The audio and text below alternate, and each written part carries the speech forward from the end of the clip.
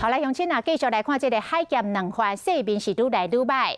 这个国防部昨暝来公布讲，中国的解放军最近伫台湾西南边的空域来进行着海空联合的军事演习，离台湾上近的只有90海里，大约是166公里，企图要来压缩着咱这边训练的空域。学者嘛认为，解放军这回是准备要来突破着巴士海峡，要来做实兵的操演。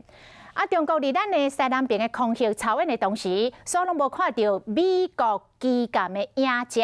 专家讲，这个美国可能是故意要来走险，就是要来降低双边可能会引发的冲突。昨开始已经连续2天，中国的军机足一摆拢离咱台湾西南边的防空识别区酷酷西。多型主战及辅战机种，配合海军的各型船舰，采多兵力、多架次、多艘次进入我防空识别区内西南海空域实施海空联合演训。整个操演区域距我台湾最近距离为90海里。他希望在这边活动，那形成一个常态，那逐次进逼压缩我们的活动空域。所以我想，这是他们主要的目的。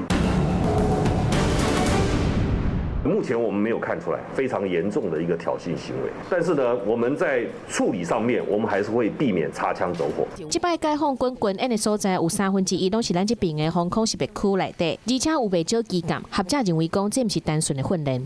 不同的高度就代表是说，这具有不同的任务。海军跟空中兵力的队形，那很明显的是。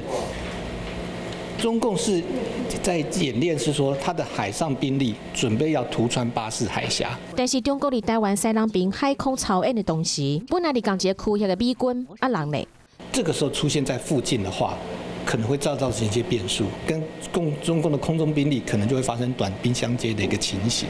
所以我觉得美国可能是有意的在避免升高冲突，他可能用其他的坚贞手段。来保持监控。学者讲，中国透过操演来减少内部不满台湾和美国合作的压力，嘛保留以后操作的空间。未来台湾和美国、中国三边的战略对策，嘛影响到台湾和中国的关系，是不是会愈来愈紧张？